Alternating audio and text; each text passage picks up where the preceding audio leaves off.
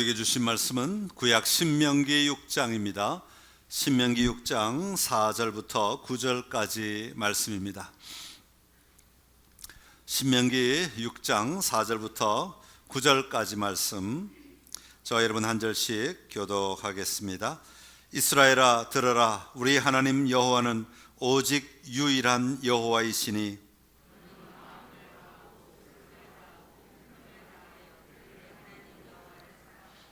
오늘 내가 네게 명하는 이 말씀을 너는 마음에 새기고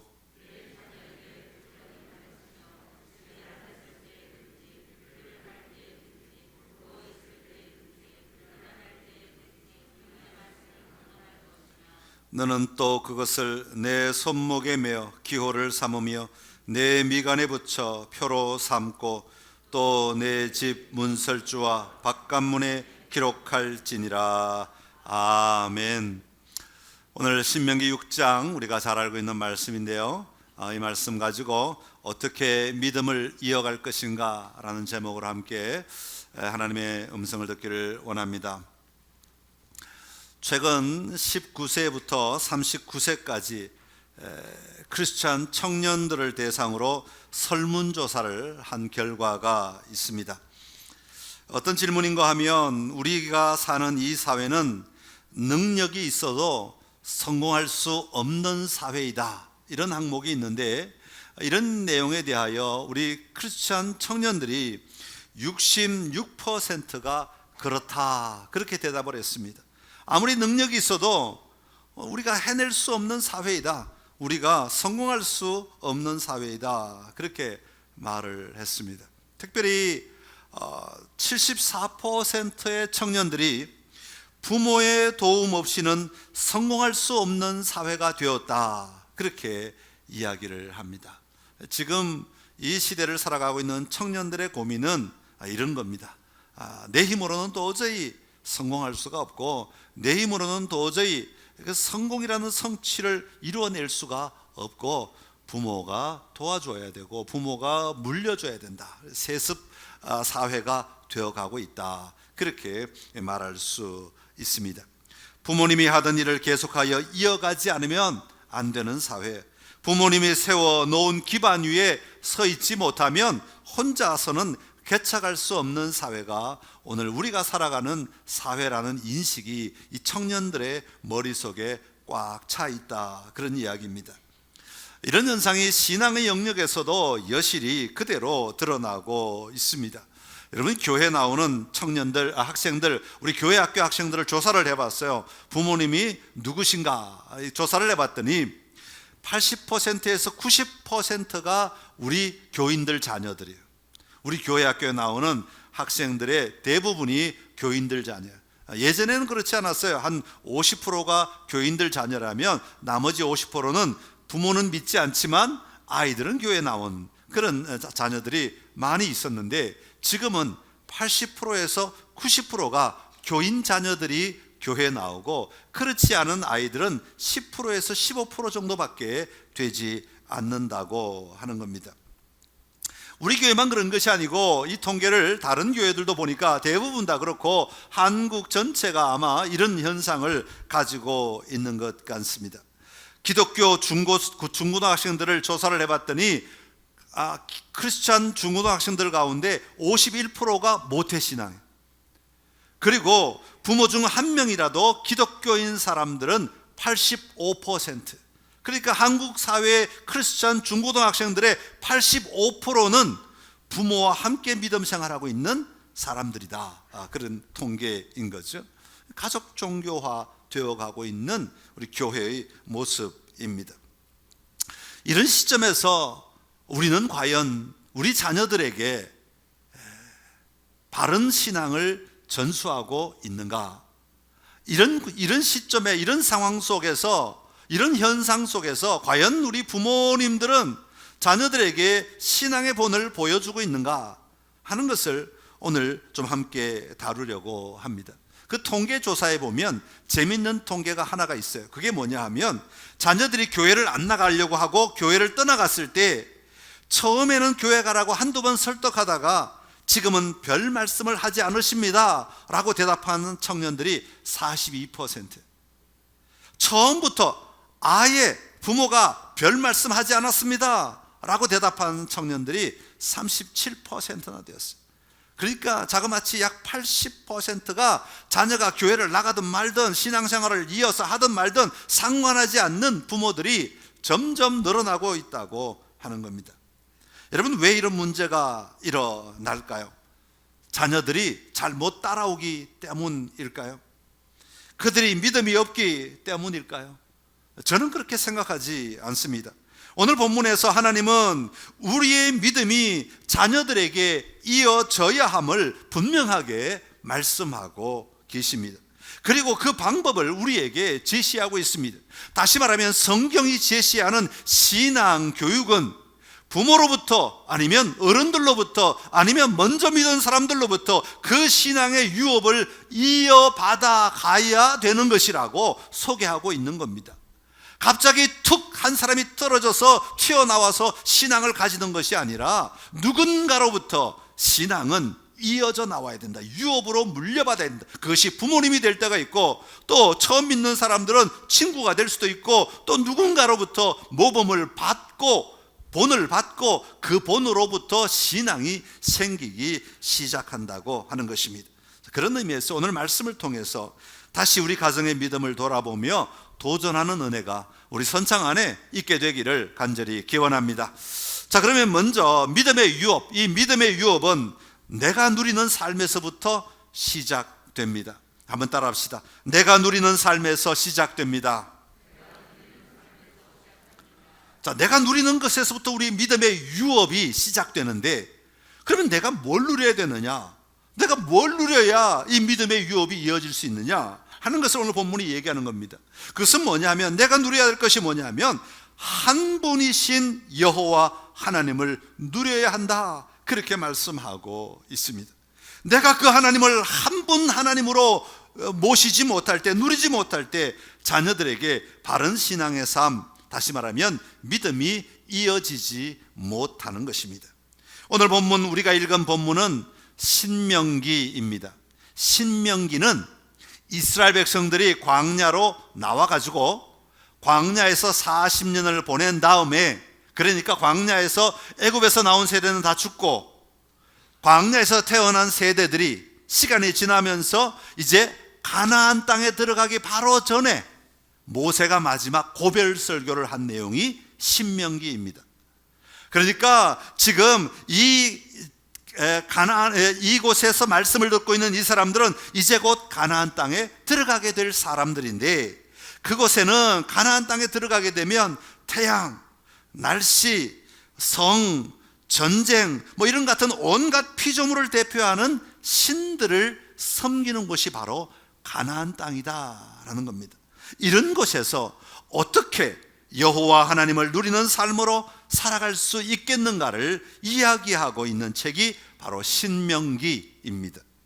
어떻게 해야 여호와 하나님을 누리며 누리는 삶을 살아갈 수 있겠습니까? 오늘 본문에 보면 오늘 본문 앞부분에 5장부터 쭉 읽어나가면 다양한 질문들이 이스라엘 백성들에게서 있습니다. 모세를 향하여 질문하는 겁니다. 여호와의 명령이 무엇입니까? 우리가 지켜야 될 규례가 무엇입니까? 우리가 붙잡아야 될 도가 무엇입니까? 그렇게 하나님께 묻고 있는 이스라엘 백성들에게 여호와 하나님이 주신 말씀이 바로 오늘 본문의 말씀이에요. 다시 말하면 우리가 가나안 땅에 들어가면 무엇을 기준으로 살아야 됩니까? 무엇으로 살아야 됩니까? 무엇으로 이겨내야 됩니까? 라는 질문에 하나님의 대답이 오늘 신명기 6장의 말씀이다 하는 겁니다. 우리 4절의 말씀을 다시 읽어보겠습니다. 이스라엘아 들어라, 우리 하나님 여호와는 오직 유일한 여호와이시니. 아멘. 자, 이 말씀은 우리가 그냥 흔히 듣기는 그냥 여호와 하나님, 그냥 여호와 하나님이시래, 그런 정도로 얘기하고 있는 것이 아니라 오직 유일한 여호와이시니 라는 것이 굉장히 중요한 대목입니다. 이 말은 다른 말로 하면 우리가 믿는 하나님은 여호와, 오직 한 분밖에 안 계시는 여호와이시다 라는 것을 이야기하고 있는 것이죠. 우리는, 이스라엘은 유일한 여호와 하나님만 예배해야 하는 사람들이다 라는 것을 가르치고 계신 것입니다. 여러분, 왜 이것을 강조하였겠습니까? 아까도 말씀드렸지만 너희가 가나안 땅에 들어가게 되면 그곳에는 다양한 신들, 다시 말하면 다양한 하나님을 예배하고 있는 것을 너희가 보게 될 터인데, 그들의 풍습을 따라 다양한 것들을 너희의 하나님으로 붙들고 섬기지 말고 오직 여호와 하나님만 예배해라. 오직 여호와만이 하나님인 줄로 알고 그분만 예배해라. 그런 의미를 가지고 있습니다. 고대 근동에 이스라엘 백성들이 살아가던 삶의 배경에는 전부 다 어떤 종교를 믿었는가 하면 다신교가 뭐죠? 신이 여럿 있는, 땅에 자기 나라 한 나라의 신들을 여러 개를 모시고 살아가는 사람들. 이스라엘 백성들이 애굽에서 살아갈 때, 광야로 나오기 전에 애굽에서 살아갈 때 애굽에도 다신교였어요. 여러분, 10가지 재앙 기억나십니까? 어떤 학자는 말하기를 이 10가지 재앙은 애굽이 섬기고 있는 10가지 신들이다, 그렇게 표현합니다. 그래서 바알의 신, 이신, 물의 신, 피의 신, 이런 것들을 하나님이 그들을 물리치시는 장면들을 보여주고 있는, 애굽에서 430년 동안 찌들어 살아가고 있는 그 이스라엘 백성들이 그 신들을 쳐다보며 그렇게 태어나서부터 쭉 살아왔는데, 갑자기 여호와 하나님이 나타나셔서 그들이 섬기며 살아왔던 그 신들, 그들이 그렇게 평소에 봐왔던 그 신들을 하나님이 하나씩 물리치시면서 내가 너희를 광야로 끄집어낼 터이니까 너희가 나에게 예배해라. 다시 말하면 너희가 나를 하나님으로 믿고 섬겨라, 그렇게 요청하시는 거란 말이죠. 그러니까 애굽의 삶은 다신교의 삶이었어요. 그리고 광야에 나왔을 때 그들에게 끊임없이 반복하여 가르치신 것이 무엇입니까? 여호와는 하나님이시다. 오직 여호와만이 참 하나님이시다. 이걸 끊임없이 40년 동안 가르친 거예요. 40년 동안.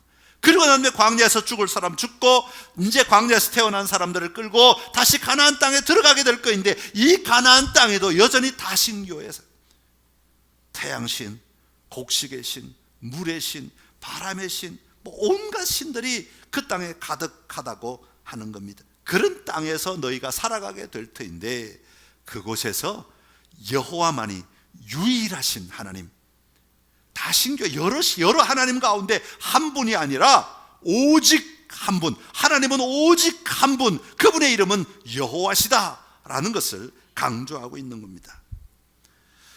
그러면서 오늘 4절과 5절에 중요한 몇 가지를 선포하고 있는데, 오늘 이 말씀을 받을 대상을 가장 먼저 5절에 보면 너는 이렇게 시작하고 있어요. 너는이 왜 중요하냐 하면 7절에 보면 누구라고 그랬어요? 내 자녀에게 그랬죠. 그러니까 너와 내 자녀, 비교한 걸로 봐서는 너가 먼저 되어야 될 모습이 있다는 것을 말씀하고 있는 겁니다. 하나님의 언약에 신실해야 하는 사람은 바로 가나안 땅을 밟게 될 너희 자신들이 먼저 하나님 앞에서 신실한 믿음을 가져야 된다라는 것을 말씀하고 있는 겁니다. 그래야 그것이, 그 믿음이, 그 삶이 내 자녀에게 유업으로 이어질 수 있게 될 것이라고 하는 것을 말씀하는 거죠. 그러니까 믿음의 유업이 이어지기 위해서는 너 자신은, 나는 나 자신이 먼저 믿음의 분명한 기반 위에 서 있어야 하는 것입니다. 그러면서 여기에서 내가 가져야 될 두 가지를 강조하고 있는데요, 하나는 4절에서 들으라 하는 겁니다. 한번 따라합시다. 들으라. 그리고 다른 하나는 5절에서 사랑하라, 그렇게 말씀합니다. 한번 따라합시다. 사랑하라. 먼저 듣는다. 여러분, 듣는다는 것은 귀로만 듣는 것을 의미하지 않습니다. 듣는다라는 말은 이 말이 들려짐으로 말미암아 내 안에서 그 소리가 작동을 해가지고 내가 반응하는 반응까지 포함하여서 듣는다라는 겁니다. 야, 너 물 좀 가져와. 들었어요, 귀로. 가만히 있으면 들은 겁니까? 어떻게 해야 돼요? 물을 가지고 오는 게 듣는 거예요. 당연히 반응까지 가야 들었다라는 말로 표현할 수 있는 거죠. 그러니까 우리가 하나님의 말씀을 듣고 반응하는 것까지가 바로 듣는 것입니다. 이것을 다른 말로 바꾸면 순종이라는 거예요. 듣는다라는 말은 다른 말로 순종한다라는 말이 되는 겁니다. 그 다음에 사랑하라라는 말은 단순히 내 안에 사랑이라는 감정이 일어나는 것만을 이야기하는 것이 아닙니다. 사랑이라는 감정이 일어나는 것과 함께 내 안에 그 사랑 때문에 생기는 결단이 나와야 되는 겁니다. 그 결단, 사랑으로 말미암는 삶의 변화가 일어나야 된다는 것이죠. 그것을 가리켜서 뭐라고 다른 말로 표현하냐면 헌신이라는 말로 표현합니다. 하나님을 사랑하라, 이 말은 그 사랑으로 말미암아 내 삶에 일어나는 결단, 다시 말하면 하나님 앞에 헌신하는 것이 되는 거죠. 그래서 오늘 본문에서는 들어라 라는 말과 사랑하라 라는 말이 굉장히 중요한 두 가지로 나타나고 있는데, 하나는 순종하라 하는 말이고 다른 하나는 그 하나님께 헌신하라 라는 말씀인 것입니다. 이것이 가장 중요한 계명이라고 말씀하십니다. 하나님이 여호와를 사랑하는 것, 어떻게 사랑하라고 말합니까? 마음을 다하고 뜻을 다하고 힘을 다하여 주 너의 하나님을 사랑하라, 그렇게 말합니다. 여러분, 마음을 다하라는 말은 어떤 뜻입니까? 마음, 정신을 다하여, 우리의 생각을 다하여 우리의 온 정신을 다 집중해서 하나님을 사랑하는 것. 뜻을 다하라라는 말은 하나님의 뜻을, 하나님의 의도를 내가 분명히 알고 그 하나님의 의도대로, 그 하나님의 뜻대로 내가 사랑하는 것을 이야기합니다. 힘을 다하라 라는 말은 내가 가진 내 삶의 노력들, 정성을 다하여 하나님을 사랑하는 것입니다. 하나님은 우리가 하나님을 어떻게 사랑하는지를 보여주기를 원하십니다. 그것이 바로 힘을 다하여 하는 사랑, 내 삶을 다하여 전인격을 다하여 하는 사랑이라고 말씀하시는 것입니다. 사랑하는 성도 여러분, 오늘 우리가 살아가는 이 세상도 우리가 교회 나오니까 우리는 유일한 하나님만 믿는, 유일신 하나님을 믿는 사람이라고 말할 수 있지만, 우리가 살아가는 이 세상은 다신교의 세상입니다. 눈을 돌아보십시오. 어디를 돌아봐도 다 다신교. 우리나라에는 우상의 제단들이 없을 뿐이지, 그게 안 보여서 모를 뿐이지, 세상 사람들의 마음에는 다 자기들의 수많은 하나님을 만들어 놓고 그 하나님을 섬기며 살아가는 세상입니다. 여러분, 우리 청년들이 제일 많이 믿는 신이 뭔 줄 아세요? 우리 아까 말했던 통계조사 19세에서 39세 크리스찬 청년들에게 물어봤더니 이 땅에 가장 크게 영향력을 미치는 것, 가장 큰 것이 뭐냐라고 물어봤더니 돈이다. 돈이 최고다. 만몬 사상에 돈이 신이 되어버렸어. 그들은 돈 벌기 위해서 혈안이 되어 있는 사람. 그렇게 대답한 사람이 몇 프로인 줄 아세요? 기독교 청년들 가운데 92%가 돈이 최고입니다. 믿음은 몇 등인 줄 아세요? 8위인가 10위인가 그래요. 돈이 최고입니다. 이렇게 믿고 살아가는 겁니다. 신이죠. 우상이 되어버렸습니다. 이런 세상 속에서 여호와만이 유일한 하나님이라고 고백하며 살아가는 것이 얼마나 힘들고 어렵겠는가 하는 것입니다. 그러나 성경은 끊임없이 계속하여 이것을 계명이라고, 이것은 법이라고, 이것은 하나님의 명령이라고, 이것은 너희가 지켜야 될 도라고 말씀하시면서 유일하신 하나님으로부터 너희가 들어야 하고 너희가 사랑해야 한다라고 반복하여 말씀하고 계십니다. 그렇게 살지 않으면, 하나님을 듣지 않고 사랑하지 않으면 이 세상이 추구하는 다신교의 세계 속에 너희도 같이 빠져버리게 될 것이다. 너희도 거기서 머물러 버리게 될 것이다. 다 빼앗겨 버리게 될 것이다. 그렇게 말씀하고 있는 겁니다. 그러게 지금 우리는 다른 것들에게 마음이 빼앗겼던 내 삶을 다시 정렬하는 삶이 너는 우리에게 먼저 있어야 할 일이라고 말씀하시는 겁니다. 그게 무엇입니까? 여호와 하나님은 오직 유일한 하나님이시다. 여호와 하나님만이 유일한 하나님이시다. 그러니 그 하나님께 들음으로 순종하고 사랑함으로 헌신하는 삶을 살아라 라고 말씀하는 것입니다. 성도 여러분, 우리에겐 수많은 유혹들이 다가옵니다. 우리 교회 문만 나가면 다 유혹이죠. 모든 게 다 유혹입니다. 우리의 마음을 빼앗아가고 우리의 생각을 흔드는 유혹들이 얼마나 많이 있는지 모릅니다. 이런 삶의 자리 속에서도 여호와 하나님이 유일하신 하나님입니다. 내가 믿는 유일한 하나님입니다. 이 분명한 고백이 있음으로 말미암아 담대하게 승리하고 돌파하는 삶이 저와 여러분 안에 충만하기를 간절히 기원합니다. 두 번째로 믿음의 유업은 자녀들에게 스며들어야 합니다. 7절의 말씀인데요, 우리 7절 말씀 같이 읽어보겠습니다. 내 자녀에게 부지런히 가르치며 집에 앉았을 때에든지 길을 갈 때에든지 누워 있을 때에든지 일어날 때에든지 이 말씀을 강론할 것이며. 아멘. 여기 맨 마지막에 강론할 것이며 할 때 강론이라는 말은 자녀에게 말해라, 가르쳐라 그런 의미, 가르친다 그런 의미, 말한다 그런 의미가 담겨 있습니다.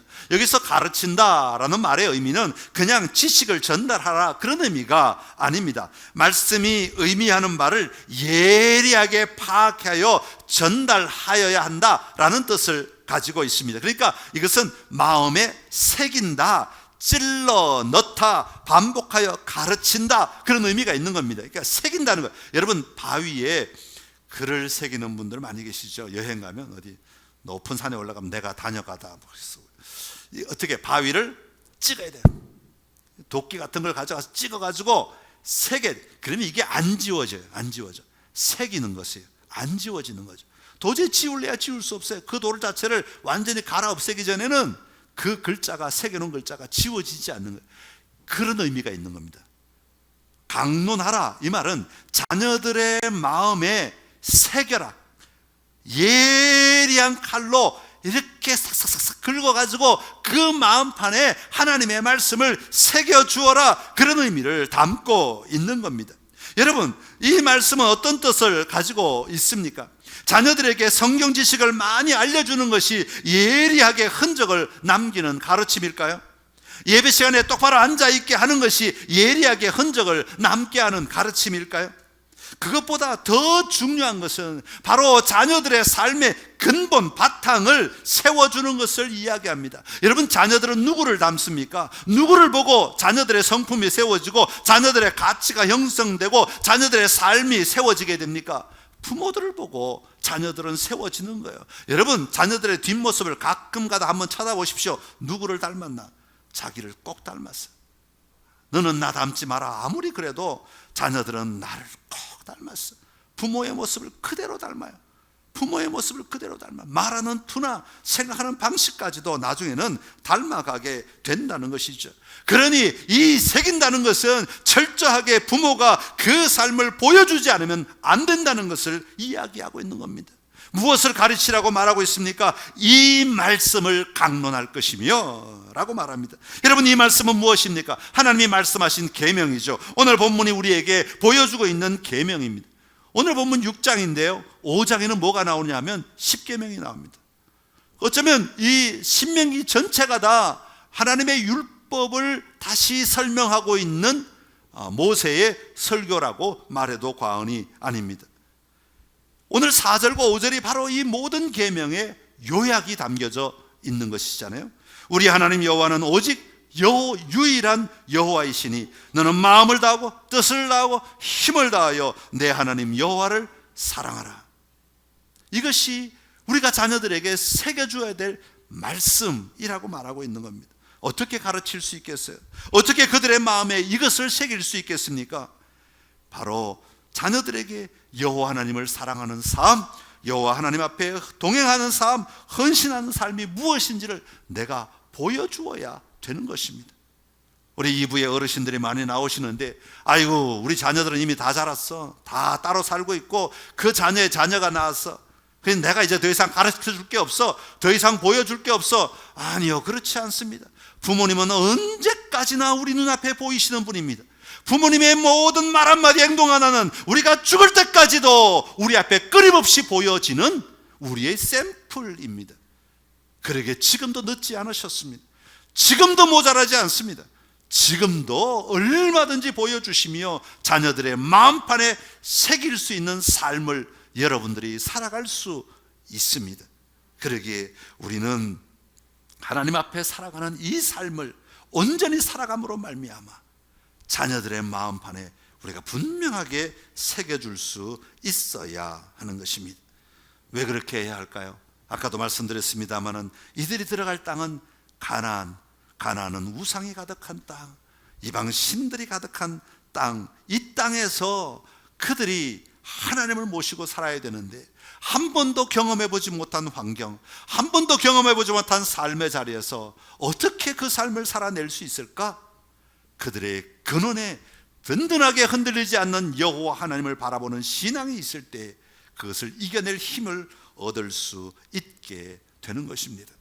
오늘 본문에 보면 자녀들에게 가르칠 때 장소를 말합니다. 집에 앉았을 때든지 길에 갈 때든지 누워 있을 때든지 일어날 때든지, 보통은 우리가 이렇게 말하죠. 길에 갈 때든지 집에 앉았을 때든지 일어날 때든지 또 누워 있을 때든지 이렇게 말하지만 이스라엘은 거꾸로 얘기합니다. 왜냐하면 하루의 시작이 저녁이기 때문에 그래요. 그러니까 이 말씀은 하루의 시작할 때부터 하루를 마감하는 그 시간까지라는 의미가 담고 있습니다. 다시 말하면 모든 삶의 시간이 다 담겨 있는 겁니다. 모든 삶의 시간에 여호와 하나님이 나의 하나님이심을 우리 부모들은 자녀들에게 보여주어야 한다는 것입니다. 하나님만이 유일하신 하나님이시고 내가 신뢰하는 하나님은 유일하신 여호와이시다 라는 것을 언제나 보여주고 확신 가운데 거할 때 자녀들의 마음판에 이 말씀이 새겨지게 될 것이라고 말씀하는 것입니다.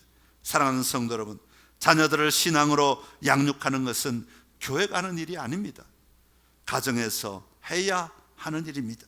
부모가 여호와 하나님을 인정하는 삶을 살지 못하면, 부모가 여호와 하나님을 믿음으로 말미암는 말과 행동을 보여주지 못하면 자녀는 믿음의 삶을 살아갈 수가 없습니다. 집에서 자녀에게 함부로 대하고 쌍소리를 하며 세상의 경쟁 속에 집어넣고 자녀들을 닥달하기만 한다면 그들이 어떻게 여호와가 하나님이신 줄 알 수 있고 배울 수 있겠습니까? 그저 주일 1시간 교회 보내기만 하면 다 된다고 생각한다면 그것이야말로 얼마나 큰 착각입니까? 하루를 시작하면서부터 하루를 마무리할 때까지 여호와 하나님이 내 삶의 인도자가 되시고 통치자가 되심을 보여줄 때만 자녀들은 그 삶을 통하여 자기의 삶을 살아갈 수 있게 될 것입니다.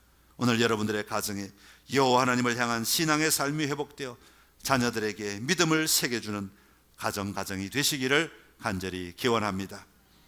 마지막으로 믿음은 밖을 향해야 합니다. 한번 따라합시다. 믿음은 밖을 향해야 합니다. 오늘 본문에 보면 같은 단어는 아닌데 비슷한 단어가 좀 나옵니다. 6절 끝에 보면 이 말씀을 너는 마음에 뭐라고 그랬어요? 새기라 그랬어요. 8절 끝에 보면 내 손목에 메어 기호를 삼으라, 내 미간에 붙여 표를 삼으라 그랬어요. 그 다음에 9절 끝에 보면 기록할지니라 그랬어요. 그러니까 새기라, 삼으라, 기록할지니라. 한글 단어는 다 다르고 원어 단어도 사실은 달라요. 그렇지만 이것이 말하는 의미는 같죠. 새기라, 삼으라, 기록하라, 다 같은 의미를 보여주고 있는데 하나의 차이가 있다면 뭐냐 하면 처음에는 나로부터 시작하여 그 다음에 내 자녀에게 그리고 밖을 향하여 점점 확장되는 삶을 우리에게 보여주고 있습니다. 처음에는 나 자신에게 주신 말씀이고 두 번째는 자녀들을 어떻게 양육할 것인가를 보여준 말씀이었고 세 번째는 나와 자녀들이 이 세상의 삶을 어떻게 살아갈 것인가, 다시 말하면 대외적으로 어떻게 살아갈 것인가를 보여주고 있는 말씀입니다. 여러분, 흔히 믿음은 내면의 문제다, 내면에서 일어나는 것이 믿음이다 그렇게 생각합니다. 맞습니다. 그러나 맞기는 하지만 반쪽밖에 안 됩니다. 내면에서만 믿음이 머물러 버리면 이건 반쪽짜리 신앙밖에 되지 않습니다.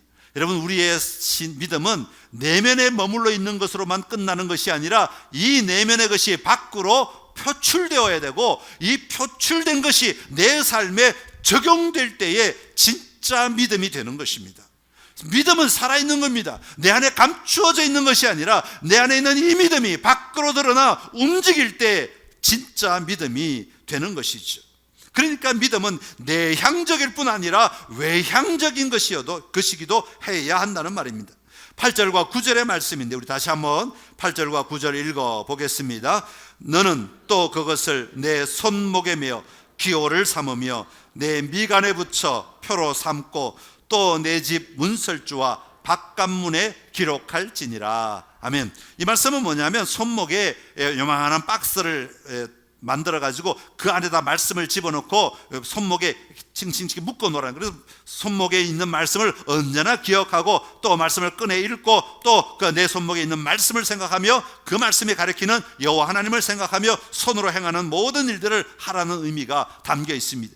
이마에도 마찬가지 상자를 요만한 걸 하나 이마에 묶어놓고 거기다가 말씀을 집어넣고 살아가는 겁니다. 그러면 내 생각에 이 말씀이 들어와야 한다, 생각에 이 말씀이 나를 다스려야 된다는 것을 늘 기억하며 살아가라는 그런 의미가 담겨 있습니다. 그리고 문설주와 바깥문에도 마찬가지입니다. 그냥 부적처럼 밖에 붙여놓는 것이 아니라 그것을 상자에 담아서 말씀을 집어넣고 다 붙여놓음으로 말미암아 모든 밖에서 다니는 사람들이 이 집이야말로 하나님을 경외하는 가정이구나, 이 집이야말로 하나님을 믿는 사람이구나 하는 것들을 보게 된다는 겁니다. 여러분, 문 밖에 뭔가를 붙여놓고 요즘 말로 하면 교회 명패만 붙여놓기만 하면 그 가정이 하나님을 믿는 거룩한 가정이 됩니까? 그렇지 않습니다. 명패가 붙어 있으면 명패가 붙어 있는 가정답게 살아야 세상 속에서 그 가정이 하나님을 믿는 사람인 줄 보여지게 되는 겁니다. 지나가는데 아파트에 싸우는 소리가 막 들려서 무슨 일인가 하고 우당탕탕 난리가 나고 깨지고 터지고 난리가 나서 그 집 앞에 딱 가봤더니 선창교회 명패가 딱 붙어 있다. 이거 무슨 일이에요 이게? 이러면 안 되잖아요. 그런 일이 있었다는 게 아니라 그런 일이 있으면 되지 않지 않냐 이 말이에요. 내 집 문 밖에다가 말씀을 새겨놓고 이 집은 하나님을 경외하는 가정입니다, 들어오며 나가며 이 말씀대로 내가 살겠습니다 라고 고백하며 살아가야 하는데, 정작 그 가정 안에는 말씀과 상관없이 살아간다면, 단지 밖에 보이기만 하기 위하여 살아간다면 그게 무슨 의미가 있겠느냐 하는 겁니다. 믿음은 밖으로 드러나고 보여지고 표현되어질 때 살아있는 믿음이 되는 것입니다. 사랑하는 성도 여러분, 믿음은 학교 교육으로 이어지지 않습니다. 이루어지지 않습니다. 믿음은 공장에서 찍어내듯이 찍어낼 수 있는 게 아닙니다. 삶의 유업으로 이어져야 하는 거예요. 누군가는 보여줘야 하고 누군가는 그 보여진 것을 받아서 함께 그 삶을 살아내기 위해 도전할 때 일어나는 일입니다. 여러분, 여러분의 가정 안에 이 믿음의 유업들이 다시 한번 회복되기를 간절히 기원합니다.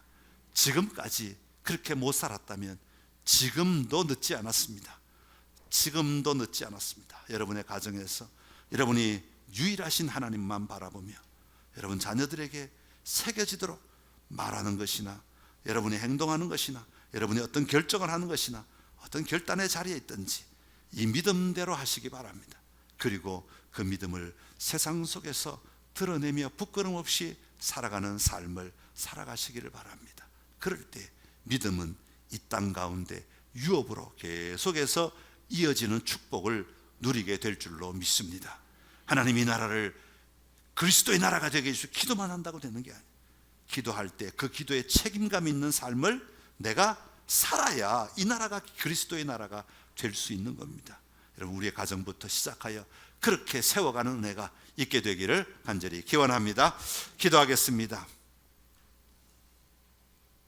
참 좋으신 우리 하나님 아버지, 오늘 우리에게 주신 이 귀한 믿음, 여호와 하나님을 바라보며 살아가는 저희들의 삶의 자리를 허락하여 주시니 감사합니다. 또 이 믿음의 삶을 우리가 살아갈 수 있도록 인도하시니 감사합니다. 세상의 수많은 헛된 것들을 쫓아다니며 낭비하지 않게 하여 주옵시고, 아버지, 우리로 하여금 오직 유일하신 창조주 여호와 하나님을 바라보며 나아가게 하시니 감사합니다. 이 믿음의 삶이 우리 삶의 확고한 삶의 틀이 되게 하여 주옵시고, 어떠한 환경 속에서도 어떠한 다신교적 삶의 자리 속에서도 흔들리지 않는 믿음의 고백이 되게 하여 주시옵소서.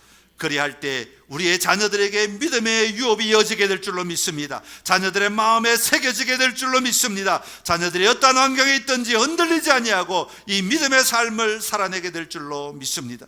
아버지 또한 우리의 가정을 통하여 이 나라의 민족이 아버지 하나님을 알게 하시고 하나님을 믿는 나라가 되는 기반이 되게 하여 주시옵소서. 예수님의 이름으로 기도드리옵나이다. 아멘.